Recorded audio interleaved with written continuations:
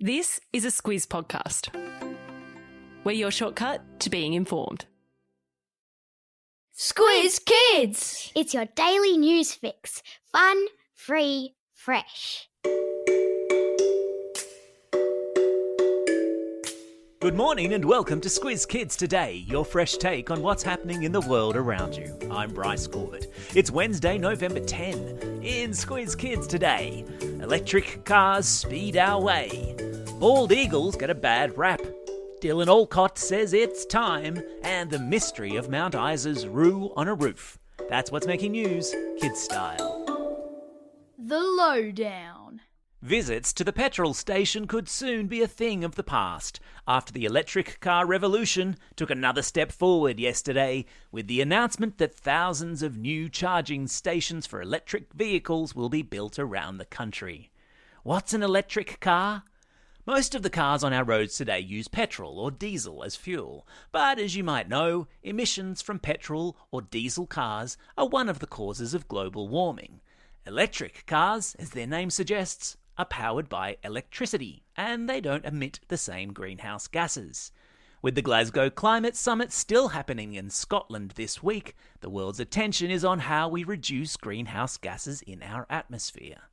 The Australian government yesterday announced a plan to build charging stations for electric cars in people's garages at home and in public spaces too. A charging station is exactly what it sounds like, a place to plug in your electric car in the same way you'd plug in a phone to recharge it. Clever, huh?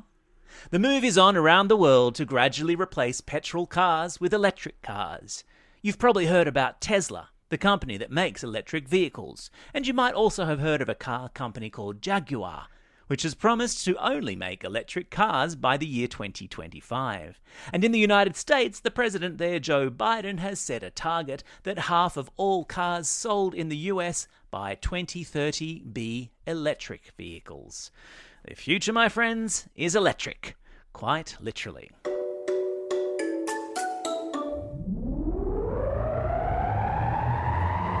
Spin the globe.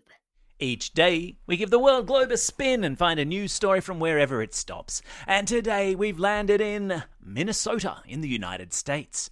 And look who's here. It's Squizzy, the news hound. Always so busy sniffing out fishy stories on the internet, that Squizzy. Now, Squizzy's nose has led him to Minnesota because it's here that a Facebook meme was created, comparing the American bald eagle with the Aussie wedge-tailed eagle, and rather rudely dismissing the bald eagle as basically a glorified seagull, saying that it only ever eats fish. The meme has claimed that the Aussie eagle in comparison is the biggest eagle in the world, and it hunts large mammals, including kangaroos. Now, this meme has definitely ruffled a few American feathers, but Squizzy has learned that its claims just don't fly. By doing his own research, Squizzy has discovered the two eagles are actually similar in size. The bald eagle eats much more than fish, and although wedge-tailed eagles can hunt in a pack and overwhelm a kangaroo, they mostly eat the carcasses of animals that have already died, because who wouldn't want to eat that? Thanks, Squizzy, for reminding us when we come across anything on the internet to stop, think, and check. Animal Kingdom. Police and fire brigade officers in Mount Isa in northwestern Queensland received a very strange call this week when they were called out to get a roo down off a roof. Yes, you heard right, a kangaroo was stuck on the roof of a house. No one knew how it had gotten there, and no one was quite sure how to get it down. It was local kids who had made the call to the fire brigade, a call which the fireys at first thought was a joke. But sure enough, when they drove to the house and saw people standing around taking photos of the marsupial on its roof, they got to work. The roo was eventually coaxed down off the roof, jumping into some shrubs in the backyard and then hopping off happily into the bush. But how did it get up there in the first place? Was it aliens? A kangaroo ladder? A mini tornado? Or just a really high jump? We may never know. Either way, I've stuck a link to a photo of the roo on a roof in today's episode notes. Sport time. Oh no, say it isn't so. Our number one favourite Aussie sports star here at Squiz Kids, the always awesome Dylan Alcott, yesterday announced he would be retiring from tennis next year. Oh. Dylan is the most successful men's quad tennis player of all time, winning 15 Grand Slam titles and 8 doubles titles. The wheelchair sportsman told reporters yesterday he felt like he'd achieved all he could on a tennis court, and now he was ready to tackle new challenges off the tennis court. But before he goes, he's going to be defending his championship title at the Australian Open in Melbourne in January, and he says he wants to retire a winner and go out on a high. We have no doubt you will, Big D. Time for the quiz. This is the part of the podcast where you get to test how well you've been listening. Question number 1.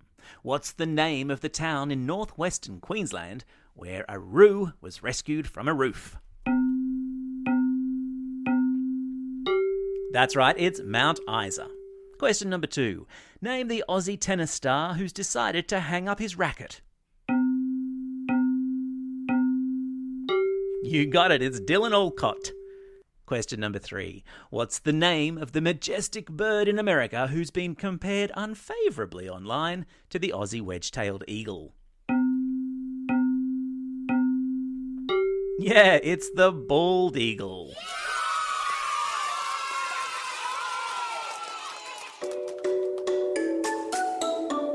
Shout outs. It's November 9. Today is National Ride to Work Day. And it's also Sesame Street Day in New York City. If you see an Elmo or a Big Bird today, especially if they're riding to work, give them a high five. It's also a special day for these Squiz Kids celebrating a birthday today. Hamish from Exeter, Lizanne from Dubbo, Mason from Kempsey, Evie from Murrumburra, Jaden from Tarneet, Ollie from Abbotsford, Lucas from Toowoomba, Elsie from East Hawthorn, and Bindi from New South Wales. And belated birthday shout-outs today go to Romy from Exeter and Corbin from Murrurundi. And today's classroom shout-outs go to my good buddy Eli and his class 5M at Mary MacKillop School in Birkdale, Grade 6 and Mrs Nixon at Drummoyne Public School, Class 2A and Mr Allen at North Annandale Public School, Hayley's Year 2 homeroom and Bryce's Year 4 homeroom at the Central Coast Sports College. Bryce, good name. Classroom shout-outs also go to classes HB 13 with Mrs Nicholas and HB 21 with Ms Lalou and Ms Baker, both at Woongarra Public School. Don't forget, if you've got a birthday coming up and you'll want a shout-out, or if you're after a classroom shout-out, drop us a line at squizkids@thesquiz.com.au. Well, that's all we have time for. Thanks for listening to Squiz Kids today. We'll be back again tomorrow. In the meantime, get out there and have a most excellent day. Over and out.